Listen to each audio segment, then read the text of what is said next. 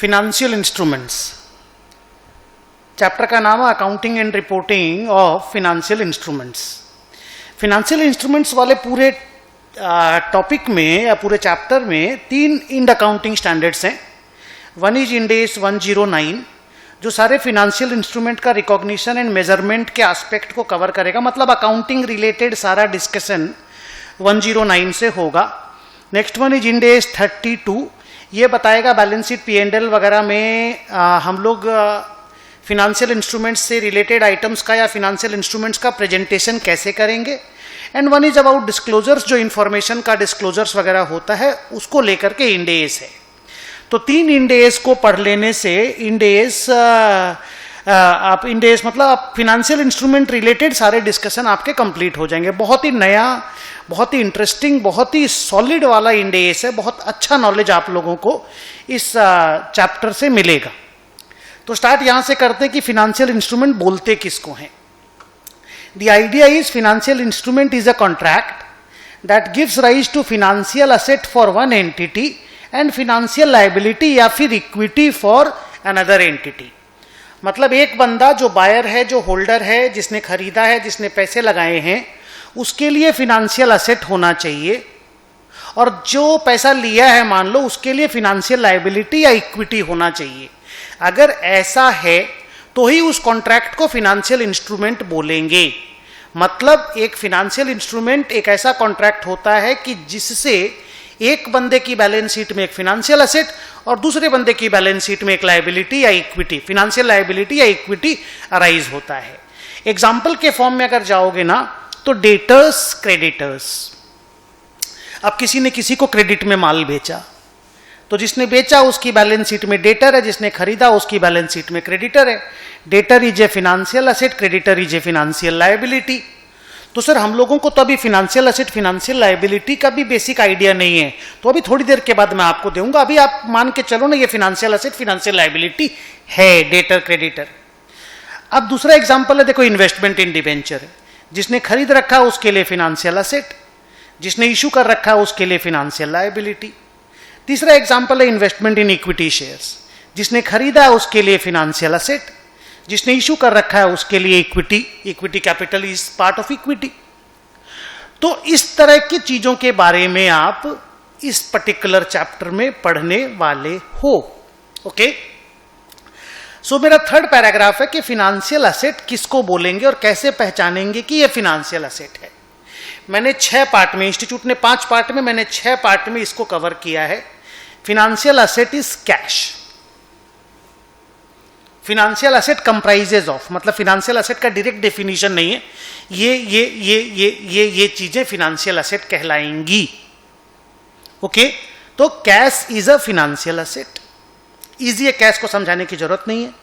Equity instrument of another entity, अगर मैंने किसी दूसरी कंपनी के इक्विटी शेयर खरीद रखे हैं, so that is a financial asset for me. A contractual right that give rise या that a contractual right to receive cash or to receive another financial asset। अगर मेरे पास कोई contractual right है कि उसकी वजह से मेरे को पैसे मिलेंगे, फॉर एग्जाम्पल sundry debtors। तो अगर मैंने किसी को क्रेडिट में माल बेचा तो डेटर पैदा हुआ, and debtor means it's a contractual right to receive cash। या ऐसा कोई राइट जिसके कारण मेरे को कैश तो नहीं कोई दूसरा फिनेंशियल असेट मिले, तो वो भी फिनेंशियल असेट कहलाएगा। मतलब a financial asset gives rise to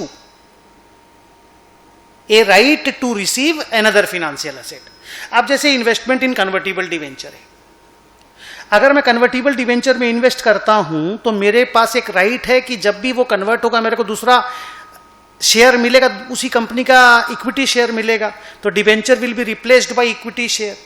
तो if I am investing in a debenture which is convertible in nature, then that is also a financial asset because that gives me a contractual right to receive another financial asset। और अगर मैं plane vanilla debenture में invest करता हूं, that gives me a contractual right to receive cash in the form of interest and principal। Similarly, a contractual right to exchange financial asset or financial liability with another entity under favorable terms and conditions। मतलब ऐसा contractual right कि हम अपने किसी asset या liability को, आप अभी असेट के फॉर्म में चलिए, लाइबिलिटी का बात मत कीजिए, हम एक्सचेंज करके कोई दूसरा चीज ले सकते हैं जो जिसमें टर्म्स फेवरेबल हो। मतलब असेट के बदले मेरे को असेट मिले। फेवरेबल टर्म्स का मतलब होता है इंक्रीज इन असेट या डिक्रीज इन लाइबिलिटी। तो मैं आपको इसका एग्जांपल देता हूं कि अगर मेरे पास कंपल्सरीली कन्वर्टिबल प्रेफरेंस शेयर है, तो मेरा जब भी वो compulsorily convertible preference share convert होगा तो बदले में मेरे को असेट मिलेगा। तो अगर असेट मिलेगा तो एक असेट बढ़ रहा है ना, तो that is called favourable terms. तो contractual right to receive cash, contractual right to receive another financial asset, या कॉन्ट्रेक्चुअल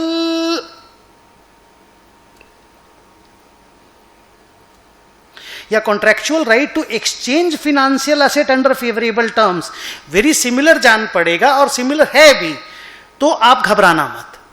सिमिलरली अगर मैंने अपना ओन इन्वेस्टमेंट इन ओन डिबेंचर करके रखा है, तो जब भी इन्वेस्टमेंट इन ओन डिबेंचर को हम चाहेंगे तो हम अपना जो डिबेंचर नाम का लायबिलिटी है उसको गिरा सकते हैं। जब हम इन्वेस्टमेंट इन ओन डिबेंचर को डिबेंचर के अगेंस्ट में कैंसिल करेंगे तो मेरा लायबिलिटी कम हो जाएगा। तो इसको बोलते हैं फेवरेबल टर्म्स। तो कॉन्ट्रैक्चुअल राइट का जब बात आता है ना बेटा, तो contractual right to receive cash, good. Contractual right to receive another financial asset, good. Contractual right that reduces a financial liability, that will also do, because that is called favorable terms. उसके बाद देखो, अगर कोई non derivative contract है that gives us the right to receive variable number of our own equity share. If there is a non-derivative contract that gives us right, ये interesting है, to receive variable number of our own equity shares. ये भी financial asset है। Sir इसका example देके दीजिए। मान लो मैंने किसी को 1 लाख रुपए दी,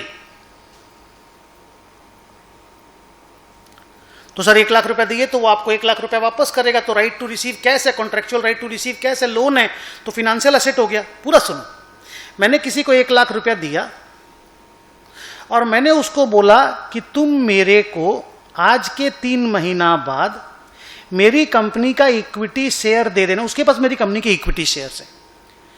3 महीना बाद मेरी कंपनी के इक्विटी शेयर के जितने भी दाम रहेंगे बाजार में, आज 120 रुपया दाम है, उस वक्त जितना भी दाम रहेगा, अगर 100 रुपया दाम रहेगा तो तुम मेरे को 1000 शेयर दे देना, अगर 200 रुपया दाम रहेगा तुम मेरे को 500 शेयर दे देना, अगर 40 रुपया दाम होगा तो तुम मेरे को 2500 शेयर दे देना।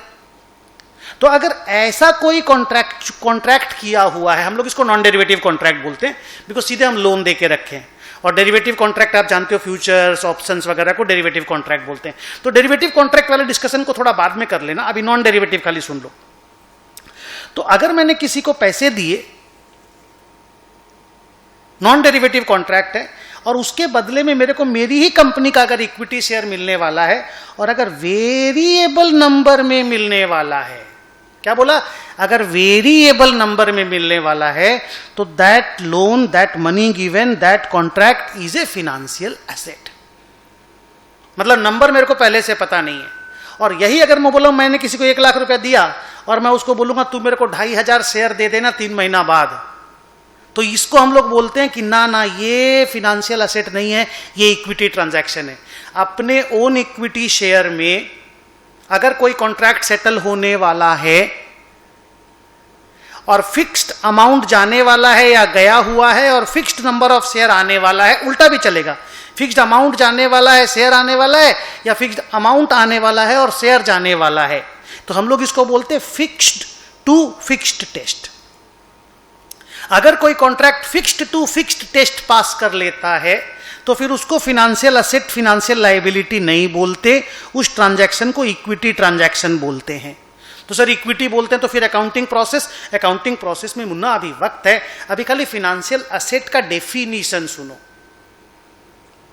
ओके, तो मैंने आपको बोला if there is a non derivative contract that gives us right to receive variable number of our own equity share, then that is a financial asset.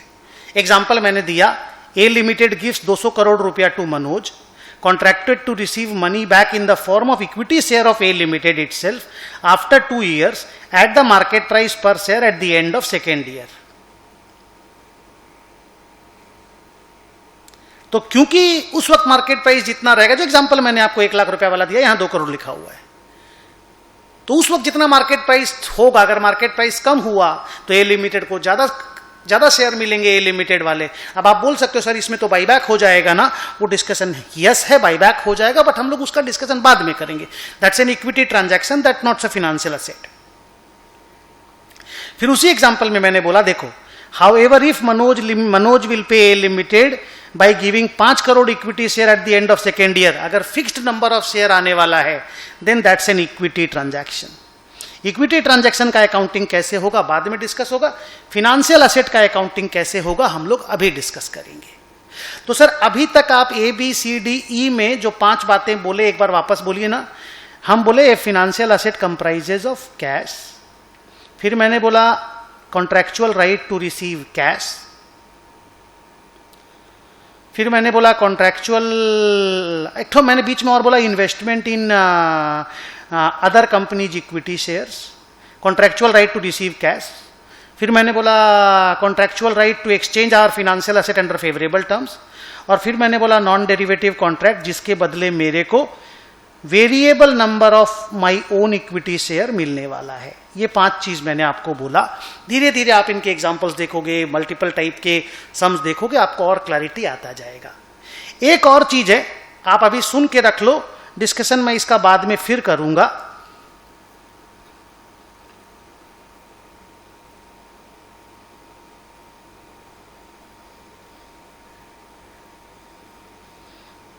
क्या है देखो, a derivative contract which will be settled other than by exchange of fixed amount of cash for a fixed number of our own equity shares। अगर कोई derivative contract है, for example कोई option है, कोई future है, कोई swap contract है, derivative नाम तो सुना होगा, थोड़ा बहुत आइडिया भी डेरिवेटिव्स के बारे में होगा। अगर इस तरह का कोई कॉन्ट्रैक्ट है, मान लीजिए ना ऑप्शन ही है, ठीक है, ऑप्शन मैंने खरीद के रखा है, मान लो कोई मेरी कंपनी का ओन इक्विटी शेयर का मान लो मैंने ऑप्शन खरीद के रखा है।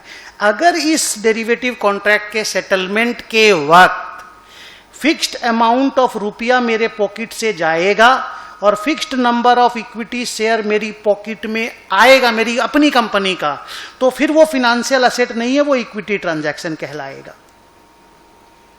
अदरवाइज अगर कोई भी derivative contract which will be settled other than by exchange of fixed amount of cash for a fixed number of equity share, other than, mind my words, अगर नंबर ऑफ शेयर और पैसा दोनों fixed है आना जाना, तब वो equity transaction है, और दोनों में एक भी लेग अगर वेरिएबल है, then that will be considered a financial asset और ए फाइनेंशियल लायबिलिटी।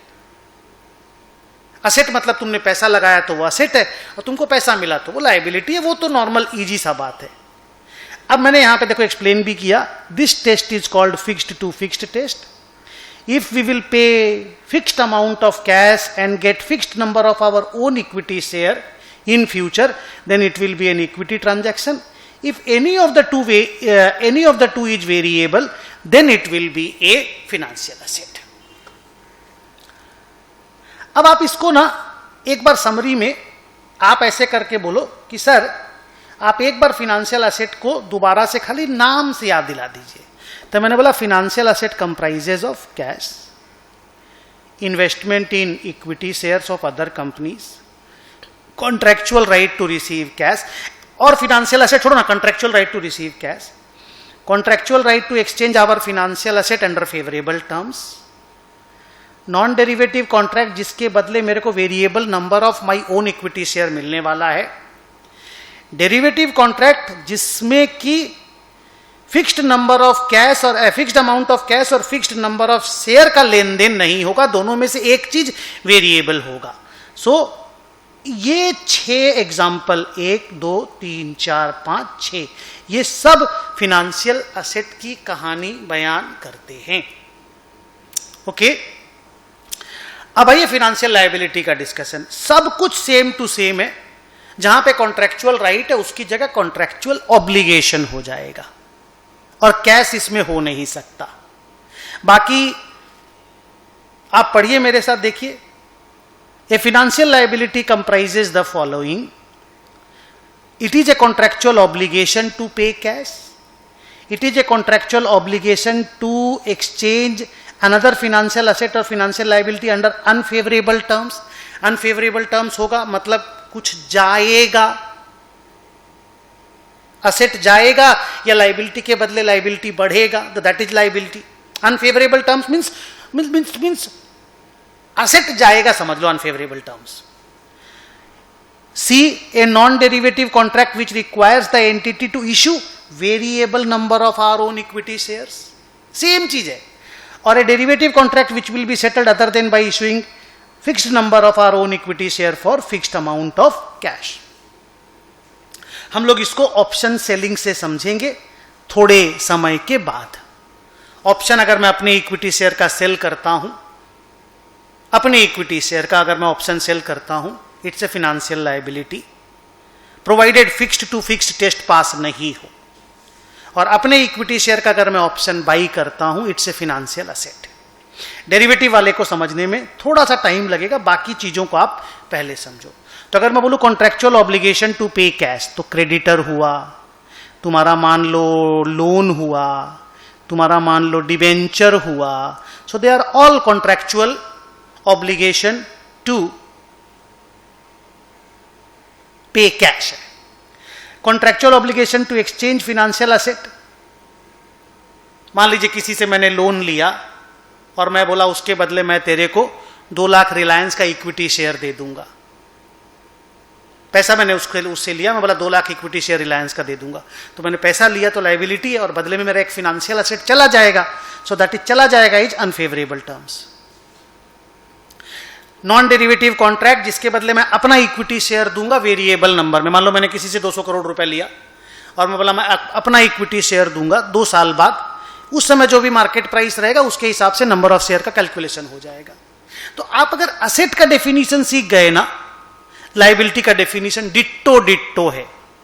और असेट और लायबिलिटी आप समझते हो, असेट डेबिट होता है, लायबिलिटी क्रेडिट होता है। किसको असेट किसको लायबिलिटी बोलते, that's an easy thing to understand. तो once you understand the definition of financial asset, you will easily understand the definition of financial liability. And इसका डिस्कशन बार बार आएगा, डोंट वरी। पूरे chapter में अभी तो डेफिनेशन खाली सुन रहे हो, इतना जल्दी से याद करने की जरूरत नहीं है, धीरे धीरे सब कुछ सुनोगे ना आपको याद होता जाएगा। So my next topic is what is equity. मैंने लिखा an equity instrument of an entity is an instrument that entitles its holders to the residual interest in the net asset of the company. Company के जो मालिक होते हैं उनके पास जो share होता है उसको इक्विटी बोलते हैं। तो कंपनी की बैलेंस शीट में जिसको हम लोग इक्विटी कैपिटल बोलते हैं, रिजर्व सरप्लस बोलते हैं, ये सब मिलाकर के इक्विटी होता है। तो एन इक्विटी इंस्ट्रूमेंट जिसको इक्विटी शेयर बोलते हैं, कंपनी के पॉइंट ऑफ व्यू से इक्विटी है और इन्वेस्टर के point of view say that is a financial asset. तो इक्विटी का कहानी यही है कि जो भी इक्विटी होल्डर होता है उसको कंपनी की नेट असेट में हिस्सा मिलता है। An equity transaction is very easy to record. कोई भी कंपनी जब इक्विटी शेयर इशू करती है तो जितना पैसा उसको मिलता है वो इक्विटी में रिकॉर्ड कर लेती है और उसमें फिर फर्दर कोई मूवमेंट करने की जरूरत नहीं है। मतलब मान लो आपकी कंपनी का इक्विटी शेयर का दाम बढ़ा गिरा कुछ भी हुआ, कंपनी अपनी बैलेंस शीट में अपने इक्विटी कैपिटल को बार बार चेंज नहीं करती। इसलिए मैंने लिखा, बाद में भी पढ़ेंगे हम लोग, it is very easier to record equity because no further movement in its balance is required for fair value changes. और अगर इक्विटी शेयर इशू करने में कोई प्रीमियम मिलता है, ज्यादा पैसा मिलता है, तो वो भी इक्विटी के अंदर ही रिकॉर्ड होता है। और अगर कोई खर्चा वर्चा भी लगता है तो भी इक्विटी से ही लेस कर दिया जाता है। तो इक्विटी का रिकॉर्डिंग करना रिलेटिवली सबसे इजी होता है। मैं एक बार आपके लिए वापस से पढ़ देता हूं, आप पैराग्राफ को सुन लो। An equity instrument of an entity is an instrument that entitles its holder to the residual interest in the net asset of the entity. An equity transaction is very easy to record. It is recorded under equity and no further movement in its balance is required for fair value changes. Even other related transaction costs are also adjusted against equity. छठा discussion है कि sir preference share capital क्या होता है। Sir हम लोग अच्छे से जानते हैं क्या होता है प्रेफरेंस शेयर कैपिटल, कोई नया चीज नहीं है। इंड एस 32 का ये बोलना है, 32 का हम लोग 32 जब भी बैलेंस शीट में लिखने की बात आएगी 32 बोलेगा। इंड एस 32 का बोलना है कि प्रेफरेंस शेयर कैपिटल को लायबिलिटी दिखाना है, it's a financial liability. Sir हम लोग तो इंटरमीडिएट में इक्विटी में माने शेयर होल्डर्स फंड में दिखाते थे, सीए फाइनल में इंड एस में आप उसको लॉन्ग टर्म बोरोइंग में दिखाओगे। फिनेंशियल लायबिलिटी है। सर क्यों? Because there is a contractual obligation to pay cash. हम लोग का कॉन्ट्रैक्चुअल ऑब्लिगेशन है कि जब रिडेम्पशन का वक्त आएगा रिडेम्पशन का पैसा देंगे, डिविडेंड का वक्त आएगा डिविडेंड का पैसा देंगे। हाँ, आप ये बोल सकते हो प्रॉफिट नहीं होगा तो डिविडेंड नहीं देंगे, दैट्स डन। लेकिन अगर प्रॉफिट होगा तो डिविडेंड दोगे ना जी, और वो है तो कॉन्ट्रैक्चुअल ऑब्लिगेशन ना। तो क्योंकि डिविडेंड पेमेंट करने का रिडेम्पशन प्रोसीड्स का कॉन्ट्रैक्चुअल कैश फ्लो होने वाला है, इसीलिए प्रेफरेंस शेयर कैपिटल को इक्विटी नहीं बोल करके लायबिलिटी बोला जाता है। तो इस तरह से आप समझोगे। इक्विटी में कोई contractual obligation to pay cash नहीं है। आज मेरे पास रिलायंस कंपनी का इक्विटी शेयर है, मान लो 1000 इक्विटी शेयर रिलायंस का है, तो क्या हमको साल में 30,000 रुपया वो लोग देने वाला है? क्या हमको 5 साल के बाद 2 लाख रुपया देगा वो लोग? नहीं, कुछ नहीं देगा वो लोग, कोई कॉन्ट्रैक्चुअल ऑब्लिगेशन नहीं है। डिविडेंड जब डिक्लेयर करेगा हमको डिविडेंड मिलेगा, that's done. But they do not, Reliance Industries Limited do not have any और doesn't have any contractual obligation to pay cash. But अगर मेरे पास प्रेफरेंस शेयर कैपिटल होता तो RIL has a contractual obligation to pay dividend, contractual obligation to redeem my preference share and give me cash on account of redemption. इसलिए preference share capital is a liability और equity share capital is an equity for the issuer company. अब मैं आपको बोलूंगा कि भाई debenture क्या है सर इश्यूअर कंपनी के लिए, तो ऑब्वियसली लायबिलिटी है, फिनेंशियल लायबिलिटी है। सर कैसे? कंपनी ने पैसे लिए, अगर कंपनी डिबेंचर इशू करके पैसा लेगी तो कंपनी क्या एंट्री मारेगी बोलो? Sir bank account debit to 10% debenture. मान लो 2 लाख रुपए का एंट्री मारा कंपनी ने, तो एंट्री तो ठीक है, ये तो बैंक है, ये तो एक अलग से फिनेंशियल असेट है कैश। ये क्या है सर? इसमें हम लोगों को साल में, मान लो हम लोग का कंपनी है, इसमें सर साल में हम लोगों को 20,000 रुपया का डिवेंचर इंटरेस्ट देना है होल्डर लोगों को और 5 साल बाद 2 लाख रुपया लौटाना है। So there is a contractual obligation to pay cash, so debenture is a financial liability. अगर कोई इन्वेस्टर की बुक्स बना रहे होते तो it's a contractual right to receive cash and therefore investment in debenture is a financial asset for an investor. तो ये धीरे धीरे धीरे धीरे करके जब आप असेट के डेफिनेशन को दोबारा पढ़ोगे, लायबिलिटी के डेफिनेशन को दोबारा पढ़ोगे, तो मोर मोर मोर मोर करके क्लियर होता जाएगा। अब सर हम लोग डिस्कस करेंगे कि एक असेट, देखो हम लोग अभी तक क्या पढ़े? हम लोग पढ़े कि फिनेंशियल इंस्ट्रूमेंट क्या होता है, फिनेंशियल असेट के डेफिनेशन में क्या क्या 6 चीज आता है, फिनेंशियल लायबिलिटी के डेफिनेशन में क्या क्या 6 चीजें आती हैं, इक्विटी किसको बोलते हैं, और प्रेफरेंस कैपिटल कैसे फिनेंशियल लायबिलिटी होता है। यहां तक हम लोगों ने कवर किया और फिनेंशियल इंस्ट्रूमेंट का डेफिनेशन कवर किया अगर बोलो तो, यस और नो। तो सर अब क्या करना है? अच्छा प्लीज, अभी अगर कोई चीज आपको बैक ऑफ द माइंड रहा नहीं, कुछ भूल भाल जा रहे हो, लग रहा है कि बार बार जाके पढ़ना पड़ेगा तब याद होगा, तो ठीक लग रहा है, कोई प्रॉब्लम नहीं है। धीरे धीरे जब ये इंडेस आगे आगे बढ़ता जाएगा,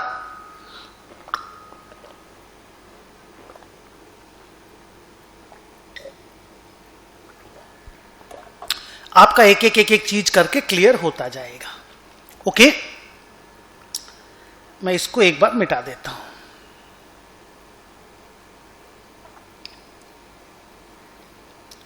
तो आइए अब हम लोग डिस्कस करेंगे फिनेंशियल असेट की अकाउंटिंग प्रोसेस को। मतलब आप ये समझो कि जो फिनेंशियल असेट, हमारे पैसे लगे और हमको कोई असेट मिला, ठीक है, और वो मान लो फिनेंशियल असेट है, एनी ऑफ दो 6 में आता है, उसका अकाउंटिंग प्रोसेस क्या है हम लोग डिस्कस करेंगे। बात को समझ में आया मैं क्या बोल रहा हूं, क्या पढ़ने जा रहे हैं? फिनेंशियल असेट, वैसे मान लो investment in equity share of another company, investment in debenture of another company, loan given to somebody, debtors, ये सब तो फिनेंशियल असेट है ना मुन्ना। इनका अकाउंटिंग प्रोसेस क्या है उसको डिस्कशन करने का अभी मेरा एजेंडा है। Before discussing the accounting process of financial assets, आपको समझना पड़ेगा कि फिनेंशियल असेट कितने तरह के होते हैं एज पर इंड AS 109।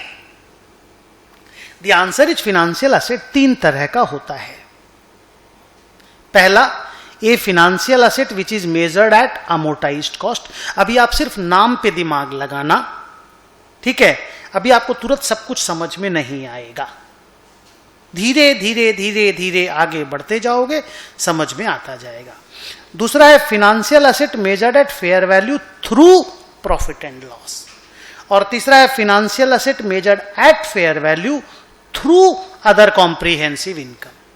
अगर इजी लैंग्वेज में बोले तो 3 फिनेंशियल एसेट होता है, one which is measured at amortised cost, one which is measured at FVTPL and one which is measured at एफवीटीओसीआई।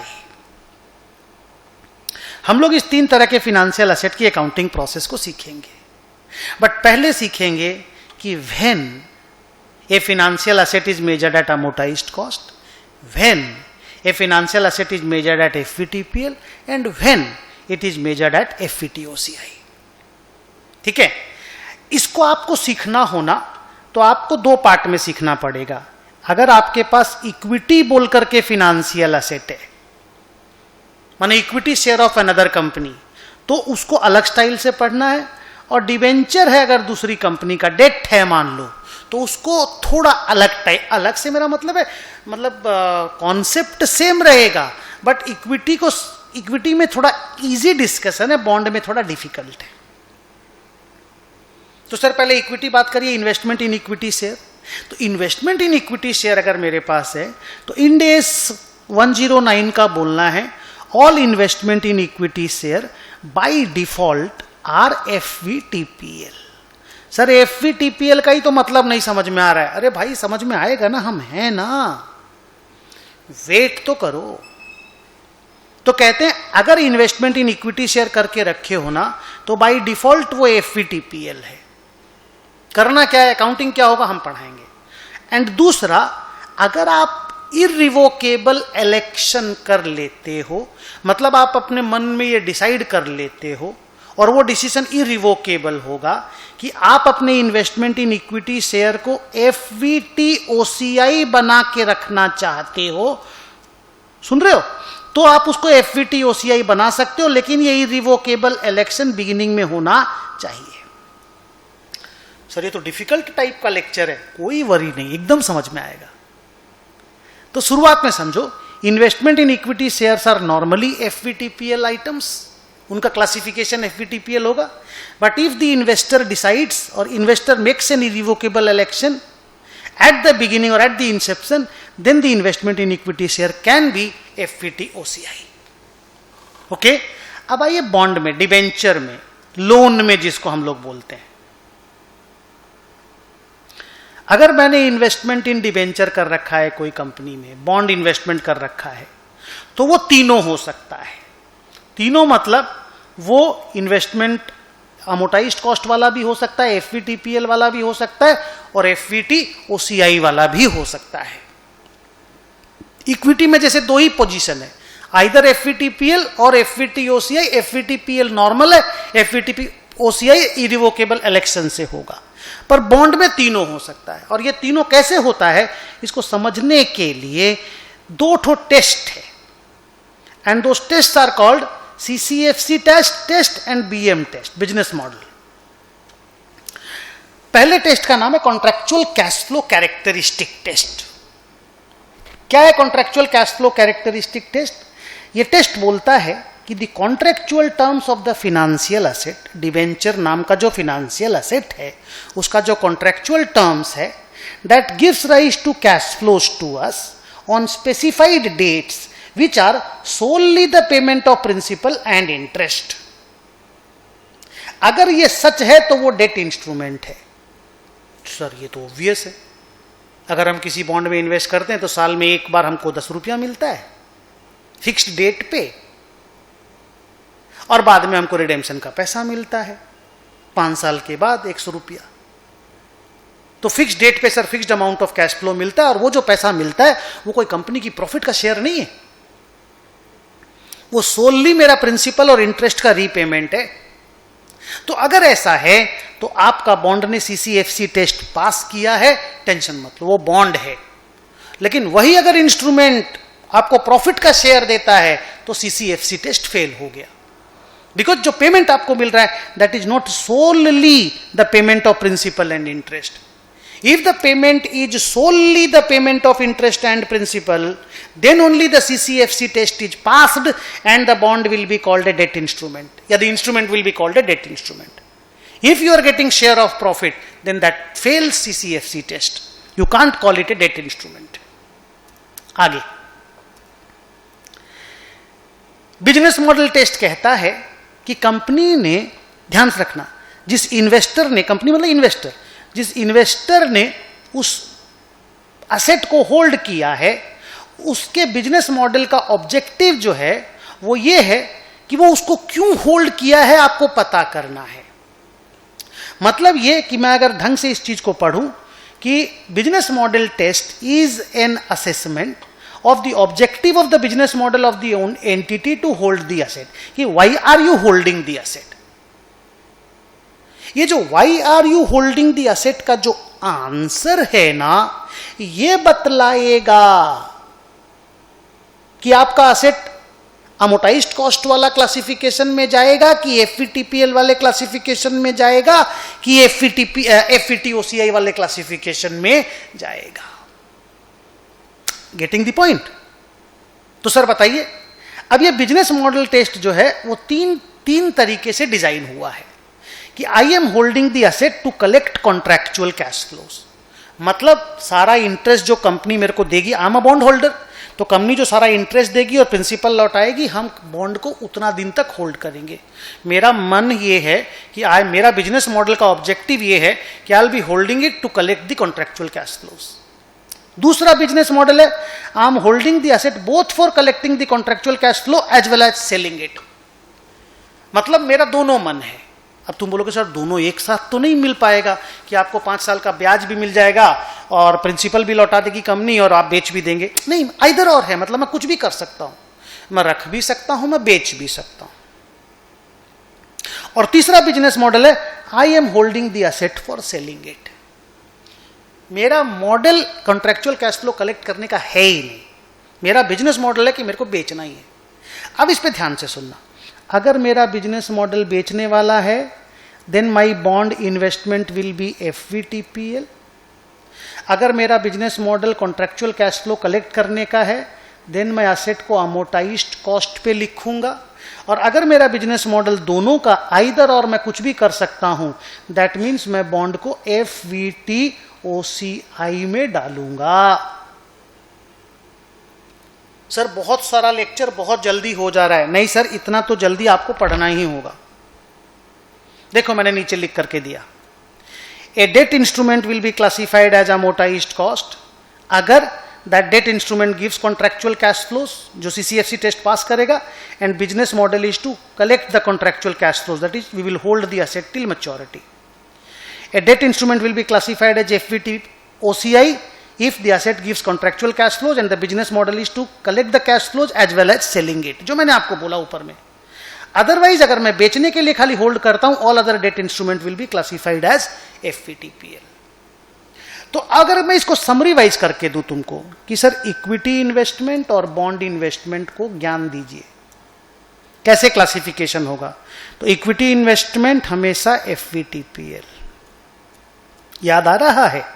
और इरिवोकेबल इलेक्शन करने की मेरे को तो एफवीटीओसीआई पे मेजर करना है तो फैंटास्टिक, कर सकते हो।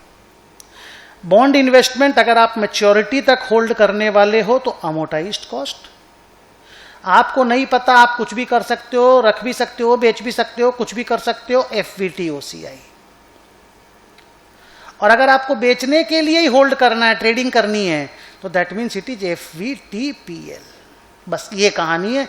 समरी में आप इतना याद रख लो चल जाएगा। इतना बड़ा जो कहानी किए ना, उसका शॉर्टकट समरी है ये वाला।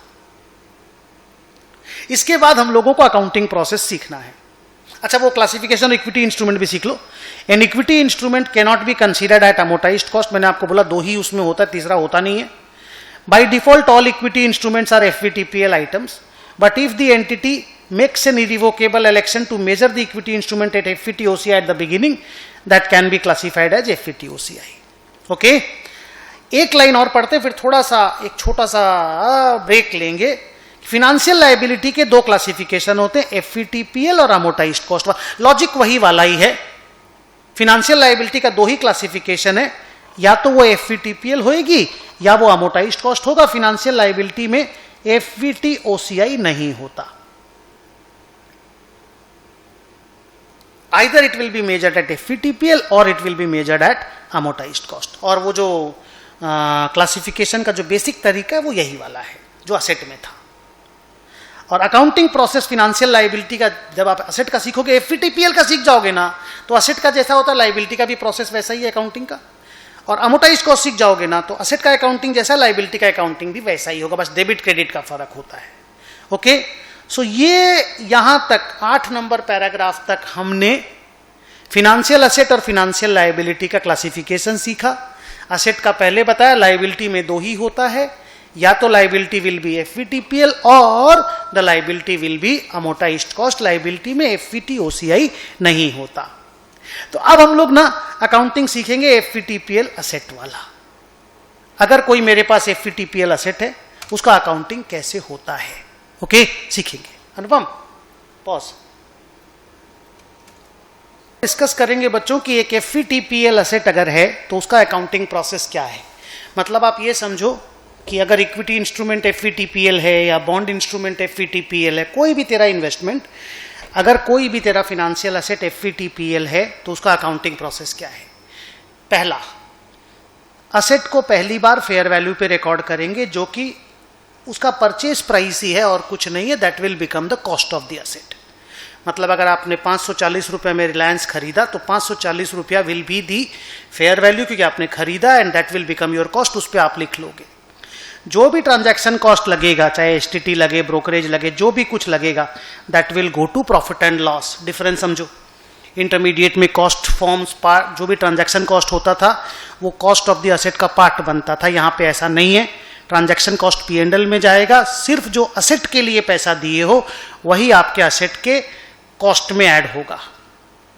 उसके बाद जब जब बैलेंस शीट बनाओगे, जब जब रिपोर्टिंग डेट आएगा, असेट को फेयर वैल्यू पे मेजर करना। Mind the word FVTPL।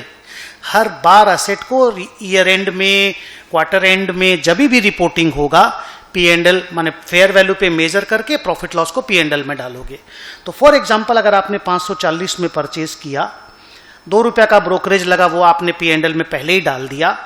Year and में 540 बिकेम 549, तो ये 9 रुपया भी आपको P&L में भेजना। अब आप बोलेंगे सर कंजर्वेटिज्म कहाँ गया? ये सब में कोई कंजर्वेटिज्म नहीं है। FVTPL में कोई कंजर्वेटिज्म नहीं है, सब गया तेल लेने के लिए। जो प्रॉफिट है, फेयर वैल्यू मूवमेंट हुआ P&L में डालो, लॉस हुआ P&L में डालो, प्रॉफिट हुआ P&L में डालो।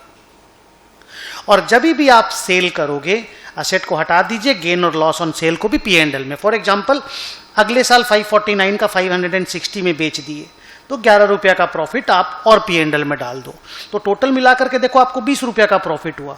बट 9 रुपया का प्रॉफिट पिछले साल के P&L में गया और 11 रुपया का P&L अगले साल के P&L, 11 रुपया का प्रॉफिट अगले साल के P&L में गया, क्योंकि आपने फिनेंशियल असेट को FVTPL पे मेजर किया। यही इसका सबसे खास बात है।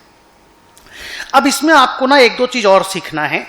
क्या बोलो तो ट्रेड डेट अकाउंटिंग और सेटलमेंट डेट अकाउंटिंग, ये एक तो इंटरेस्टिंग चीज है, बाद में भी आपको देखने मिलेगा। मैं आपको ये बता दूं कि ज्यादातर लोग trade date accounting system follow करते हैं। सेटलमेंट डेट अकाउंटिंग सिस्टम थोड़ा रद्दी है, कमजोर है, बेकार है, तो ज्यादातर लोग trade date accounting system follow करते हैं। Sir trade date accounting system का मतलब क्या हुआ? आप अच्छे से जानते हो कि मार्केट T+1 में अभी काम करता है, या T+2 में मान लो काम करता है। अभी तो T+1 हो गया, बट T+2 में मान लो काम करता है। तो आप अगर आज के दिन मान लो 15 अप्रैल को कोई चीज परचेज करते हो, तो 17 अप्रैल को वो माल आपके घर में घुसता है और आपको पेमेंट भी 17 अप्रैल को करना पड़ता है। तो this is trade date, this is settlement date, and then year ending date जो होता है वो तो ऑब्वियसली होता ही है रिपोर्टिंग डेट में। तो अब अगर आप trade date accounting system follow करोगे, ट्रेड डेट तो क्या होता है मैं आपको बताता हूं कि ट्रेड डेट आपका 15/4 है, तो 15/4 को पहली बार आप असेट लिख लीजिए, ट्रांजैक्शन कॉस्ट को P&L में भेज दीजिए। 17/4 को आप पेमेंट कर दीजिए, क्योंकि आप पेमेंट तो करेंगे नहीं, तो असेट अकाउंट डेबिट करके टू लायबिलिटी लिखना पड़ेगा। 17 तारीख को आप पेमेंट कर दीजिए। लेकिन इंपॉर्टेंट क्या है कि जो भी लोग trade date accounting system follow करेंगे, वो 15/4 से लेके 17/4 के बीच का भी फेयर वैल्यू मूवमेंट को P&L में डालेंगे, क्योंकि सेटलमेंट डेट को भी रिपोर्टिंग डेट की तरह ट्रीट किया जाता है। तो if somebody follows trade date accounting system, then पहली बार असेट ट्रेड डेट में रिकॉर्ड होएगी, सेटलमेंट डेट के दिन रीमेजरमेंट होएगा फेयर वैल्यू का, और फिर रिपोर्टिंग डेट में जैसा होता जो आपको पहले पढ़ा है वो होएगा। तो सेटलमेंट डेट को भी एक रिपोर्टिंग डेट की तरह ट्रीट करना है। मैं आपको एग्जांपल के थ्रू से दिखाऊंगा अभी। If trade date accounting system is followed, settlement date is also considered as a reporting date and the asset is remeasured on this date. Accordingly gain and loss will be transferred to profit and loss. आप इस example को देखो, पूरा पूरा अच्छे से समझ में आ जाएगा। मान लो 4 अप्रैल को आपने 460 में कुछ परचेज किया, 4 फरवरी को, सॉरी 7 फरवरी सेटलमेंट डेट है, 4 को आपने ट्रेड किया, 7 को आप पेमेंट करोगे, और 31 मार्च आपका ईयर एंडिंग है। तो 460 जब आप परचेज किए तो पहली बार आप 460 में असेट लिख दो और एक लाइबिलिटी लिख लो, क्योंकि पेमेंट अभी हुआ नहीं है। तो ब्रोकर के नाम से या पेएबल के नाम से लाइबिलिटी लिख लो, जिसका पेमेंट आप 2 दिन बाद कर देना, 3 दिन बाद कर देना। बट 460 से 478 जो 18 रुपया का प्रॉफिट है ना, ये आपको 7 तारीख को लिखना होगा। एंड देन 478 से 510 के बीच का जो प्रॉफिट है विच इज 32 रुपीज, वो आपको ईयर एंड में लिखना होगा। माने इस साल आपको 50 रुपया प्रॉफिट लिखना होगा, बट 18 रुपया 7 तारीख को और 32 रुपीज 31 मार्च को। फिर बेचने में जो प्रॉफिट लॉस होगा वो अलग से लिखना है। तो सर सिस्टम बताइए जर्नल का। देखो सिंपल सिस्टम है। पहली बार आपने लिखा asset account debit to payable account 460, because this is the fair value, इतना में आपने परचेज किया, आप असेट डेबिट कर दो, लाइबिलिटी पेएबल है, पेमेंट अभी हुआ नहीं बोल के लाइबिलिटी लिख दिए। अगर पहला दिन पेमेंट हो गया होता, trade date settlement date same होता, तो यहाँ पे टू बैंक आ जाता। 3 दिन बाद आप पेएबल टू बैंक लिखोगे, 460 ही पेमेंट करना है, क्योंकि यही आपका परचेज प्राइस है। आप ये मत समझना कि सेटलमेंट डेट में शेयर का दाम 478 तो हमको भी 478 पे करना है। नो, आपको पेमेंट 460 ही करना है, बस 3 दिन बाद करना है, बिकॉज सेटलमेंट 3 दिन बाद होगा। नेक्स्ट, सेटलमेंट डेट के दिन आप असेट को रीमेजर किए, asset account debit to P&L account, because it is FVTPL का डिस्कशन हम कर रहे हैं। फिर पेएबल टू बैंक कर दिए, जो पेमेंट लाइबिलिटी खत्म हो गया, और उसके बाद फिनेंशियल असेट टू P&L जो 32 रुपीज का फर्दर मूवमेंट हुआ उसको रिकॉर्ड कर लिए। ऐसे करके FVTPL की अकाउंटिंग चलती है। मुझे लगता है आपको इजीली समझ में आ गया होगा। सर अगर सेटलमेंट डेट अकाउंटिंग सिस्टम होगा तो, और मान लीजिए यही वाला क्वेश्चन होता तो सेटलमेंट डेट अकाउंटिंग सिस्टम में बच्चों क्या होता है कि ट्रेड डेट के दिन कोई एंट्री नहीं होती, सीधा सेटलमेंट डेट के दिन यानी 7 तारीख को ही पहली बार आप असेट लिखोगे, पेमेंट भी लिखोगे और प्रॉफिट भी लिखोगे। सर इसी सम को बताइए ना, अगर सेटलमेंट डेट अकाउंटिंग सिस्टम होता तो क्या क्या करना पड़ता। मैं आपको एक बार मिटा देता हूं इसको, फिर आपको बताता हूं। 4 तारीख को नो एंट्री, पीछे में सोल्यूशन में भी होगा जरूर, मैं बाद में देखूंगा। 4 तारीख को no entry, settlement date accounting system, क्योंकि ट्रेड डेट के दिन कुछ नहीं करना आपको। अगर आप settlement date accounting system follow करते हो, और आपके पास ऑप्शन है, आप दोनों में से कोई भी फॉलो कर सकते हो, ये रूल है इंड एस में। सीधे 7 तारीख को आप लिखोगे फिनेंशियल असेट को फेयर वैल्यू पे, 7 तारीख का फेयर वैल्यू है 478। सीधा लिखोगे टू बैंक, क्योंकि पेएबल आपको लिखने की जरूरत नहीं है, टू बैंक 460 ही होगा, और to profit and loss 18।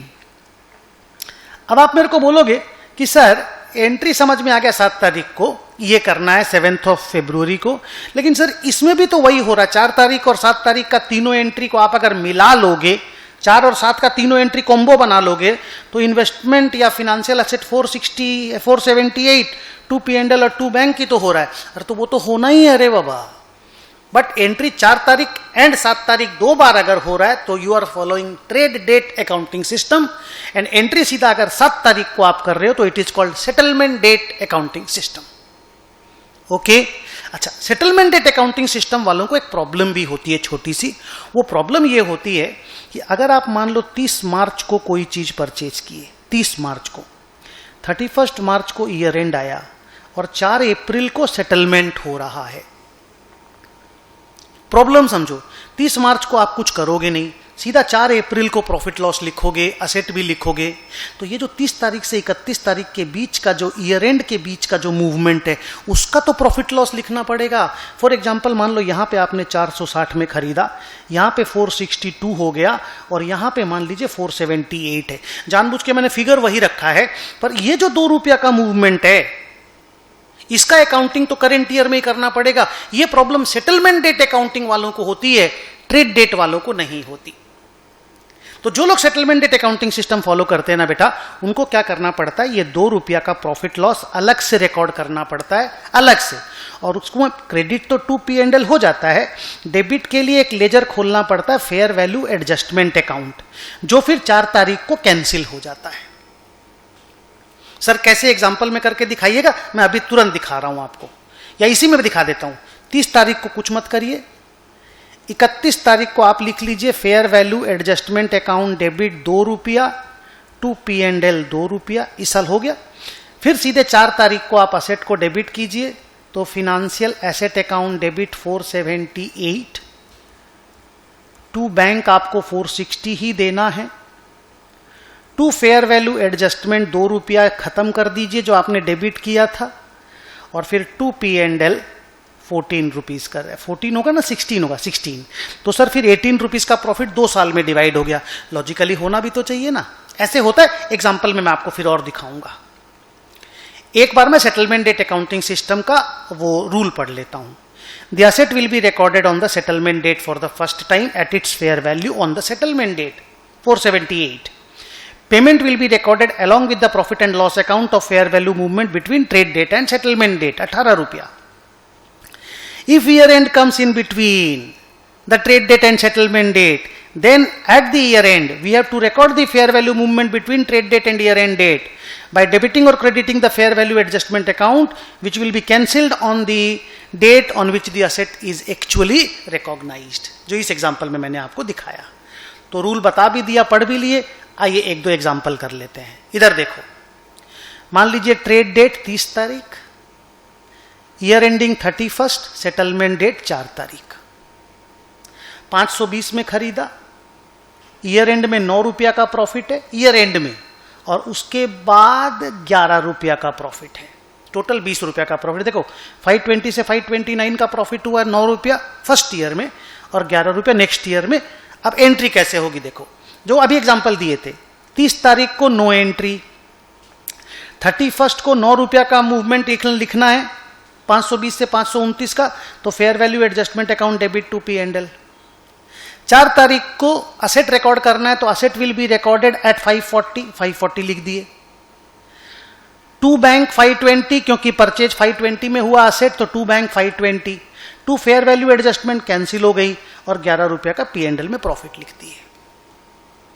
Another example, 6 तारीख परचेज 630, 9 तारीख सेटलमेंट, 31 मार्च का ईयर एंडिंग। तो 6 तारीख को आप बोलेंगे नो एंट्री, 9 तारीख को आपको असेट डेबिट करना है 611 में, लॉस लिखना पड़ेगा 6 और 9 के बीच का, that is 19 rupees. To bank 630 रुपया। देखें कहां पे सोल्यूशन है, ये रहा।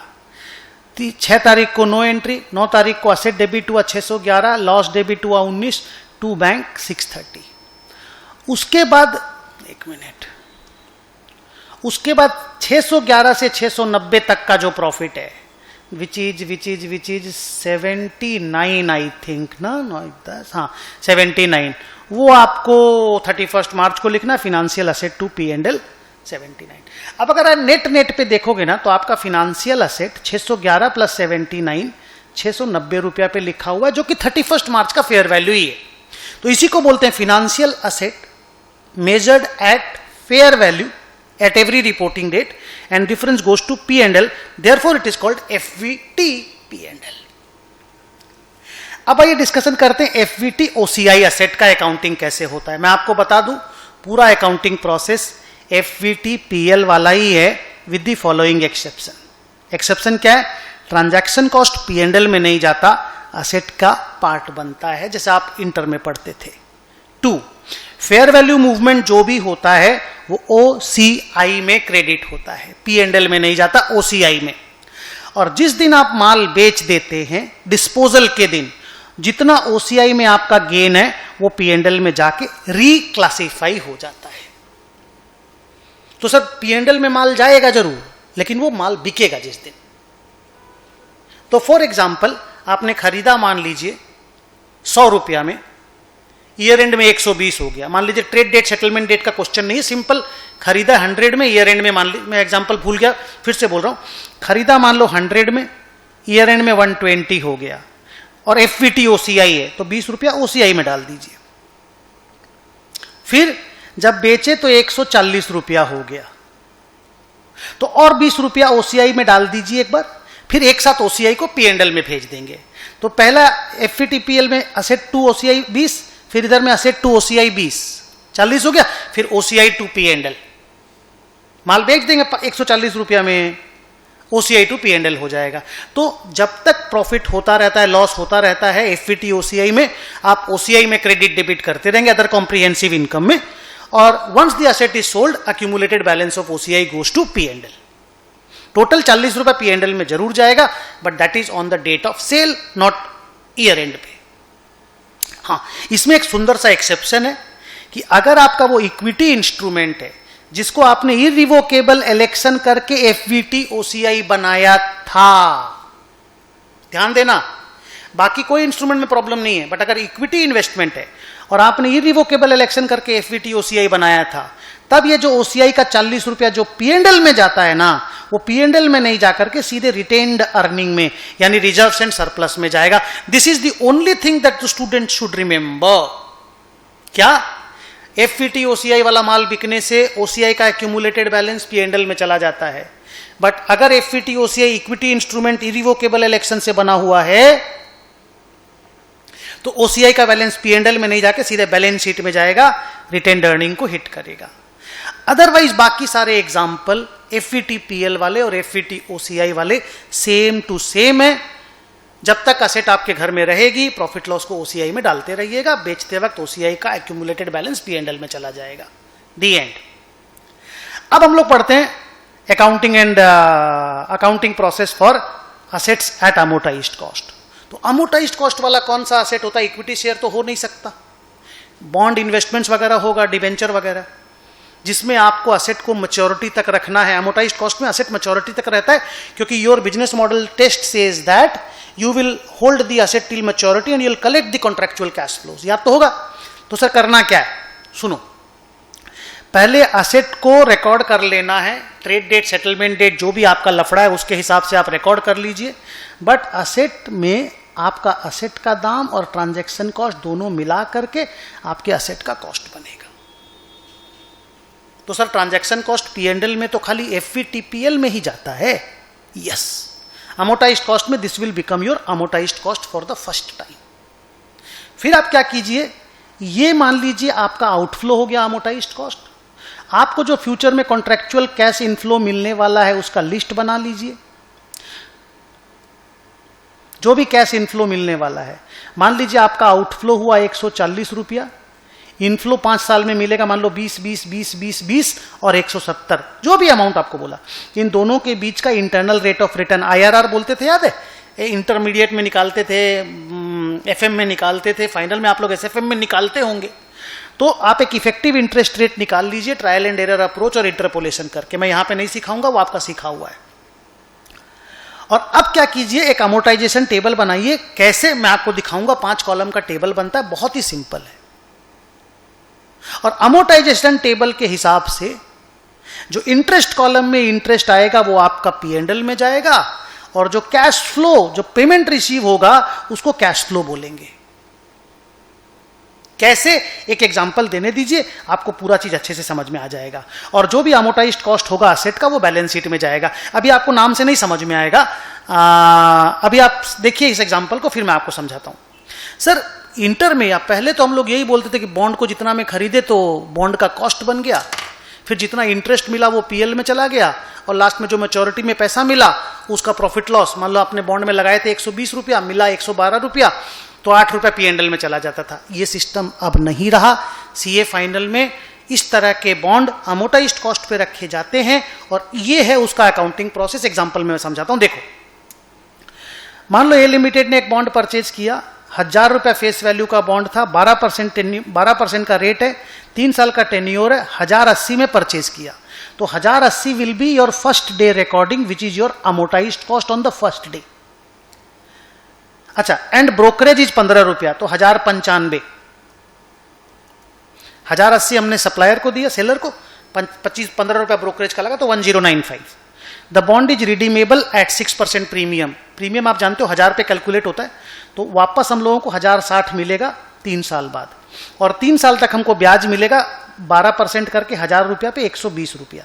तो आप ये समझो कि आप सबसे पहले टेबल बनाना कि भाई 1095 इज माई आउटफ्लो मेरा लगा, 120 रुपया करके हमको 3 साल मिलेगा, और 1060 हमको थर्ड ईयर के एंड पे मिलेगा। तो these are my inflows at different points of time, this is my outflow for the first date. ये लिस्ट बनाना पड़ता है। इन दोनों के बीच का internal rate of return IRR, effective interest rate बोलते हैं, वो निकालना है। वो मैंने सॉल्यूशन में लिख करके दे दिया 10%। अदरवाइज आपको ट्रायल एंड एरर करके इस इनफ्लो का पीवी निकाल के 1095 से इक्वल करना पड़ता है। वो आपने इंटर में सीखा होगा, वो आपको निकालना पड़ेगा। मैंने आपको बता दिया 10%। तो अब अमोर्टाइज्ड कॉस्ट का सिस्टम कहता क्या है? वो बोलता है पहली बार 1095 में असेट लिखा जाएगा, फिर इंटरेस्ट इनकम टेबल से निकलेगा। जर्नल एंट्री थोड़ी देर के बाद दिखा रहा हूं, आओ देखो। पहले अमोर्टाइजेशन टेबल बनेगा सबसे पहले, इसको बोलते हैं अमोर्टाइजेशन टेबल। 5 कॉलम का बनता है। Year, opening balance, interest income, payment, closing balance. Start किए 1095, इंटरेस्ट 10% करके, 12% नहीं, इफेक्टिव इंटरेस्ट से इंटरेस्ट कॉलम बनेगा। तो 1095 का 10% 110, राउंड ऑफ कर दिया। पेमेंट हमको 120 रुपया मिला, क्लोजिंग बैलेंस इज 1085। कैसे? This plus this minus this. 1095 plus 110 minus 120 is my closing balance. 1085 से स्टार्ट किए, 10% 109 आया, राउंड ऑफ कर रहा हूं। 120 का पेमेंट मिला 1074। 1074 से स्टार्ट किए, 10% राउंडिंग ऑफ कर दिए, 120 का पेमेंट मिला 1060। लास्ट वाले इंटरेस्ट को ना इन दोनों को चेक करके राउंडिंग ऑफ करना पड़ता है। जैसे 1074 का 10% निकालेंगे तो 107 आ रहा था। हम लोग तो पैसा में लिखे नहीं, 107 आ रहा था, पर हम इन दोनों को मैच कराए ना कि 107 लिखूंगा, 120 अगर पेमेंट करूंगा तो मैंने पेमेंट मेरे को मिलेगा तो 1061 हो जाएगा, जबकि मेरे को 1060 तो पहले से मालूम था। तो इस 106 को हम लोग बैलेंसिंग फिगर लिख लेते हैं। लास्ट वाले इंटरेस्ट को अमोर्टाइजेशन टेबल में बैलेंसिंग फिगर लिखना पड़ता है, नहीं तो फिर वो 1-2 रुपया का एरर रह जाता है। तो ऐसे करके एक अमोर्टाइजेशन टेबल बनेगा। ओके, 5 कॉलम है, year, opening balance, interest using effective interest rate, payment और क्लोजिंग बैलेंस। अब एंट्री कैसे होती है देखो। सबसे पहले फिनेंशियल असेट टू बैंक 1095, फिर ये 110 रुपीज, एक बार मैं मिटा देता हूं। ये 110 रुपीज अपना इनकम है। एंट्री देखो, asset account debit to interest income, asset का बैलेंस बढ़ गया। सर कैश मिलेगा तो 120 रुपया। हाँ, तो 120 रुपया जो कैश मिलेगा वो असेट से माइनस करेंगे। 110 रुपया आप पहले इंटरेस्ट इनकम में डाल दिए, 120 रुपया इंटरेस्ट इनकम नहीं है। Interest income is computed using effective interest rate, that is what Ind AS 109 says, and that is the difference between inter and final का पढ़ाई। तो 1095 में आप असेट लिख लीजिए, 110 का इनकम हो गया, और 120 आपको पैसा मिला बैंक टू फिनेंशियल असेट। अब ये 3 एंट्री आप अगर करोगे ना तो फिनेंशियल असेट ऑटोमेटिकली आपकी बैलेंस शीट में 1085 हो जाएगा। सोचो 1095 में आपने डेबिट किया, उसमें जोड़ा आपने 110 और माइनस किया आपने 120, तो फाइनल बैलेंस 1085 आ गया। This is called amortised cost. ये क्लोजिंग बैलेंस है, इसी को अमोर्टाइज्ड कॉस्ट बोला जाता है। ये जो क्लोजिंग बैलेंस है आप यहां पे अमोर्टाइज्ड कॉस्ट भी लिख सकते हो। ये बैलेंस शीट फिगर है, ये P&L के इनकम्स हैं, ये कैश फ्लो का रिसीट है। आइए जर्नल एंट्री सेकेंड ईयर का। अब 1085 इज द स्टार्टिंग पॉइंट, वो है ऑलरेडी बुक्स में brought down. Financial asset to interest income 109, bank to financial asset. फिर 106 का इनकम 120 मिला। अब आपके बैलेंस शीट में 1060 है, मैच्योरिटी का पैसा आपको बैंक कंपनी दे देगी, bank account debit to financial asset, asset खत्म। इस तरह से अमोर्टाइज्ड कॉस्ट के असेट का रिकॉर्डिंग होता है। इसमें कोई फेयर वैल्यू मेजरमेंट नहीं है, नो FVTPL, नो FVTOCI। तो सर करना क्या पड़ता है? असेट को पहले रिकॉर्ड कर लो नॉर्मली जैसे रिकॉर्ड करते हो, plus minus transaction cost.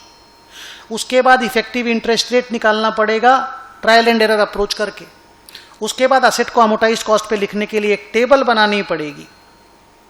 Table में इंटरेस्ट कॉलम में जो आएगा वो इंटरेस्ट इनकम है, पेमेंट कॉलम में कैश फ्लो है, अमोटाइज्ड कॉस्ट वाला कॉलम में बैलेंस शीट है। ऐसे करके अमोटाइज्ड कॉस्ट वाले असेट का रिकॉर्डिंग होता है।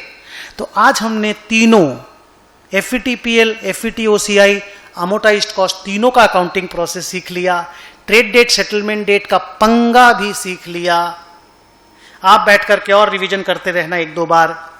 आज की क्लास हम लोग यहीं पे खत्म करते हैं। चलिए, thank you very very much. बहुत डिटेल्ड, बहुत जबरदस्त क्लास था। Take very good care. चलो, बाय बाय।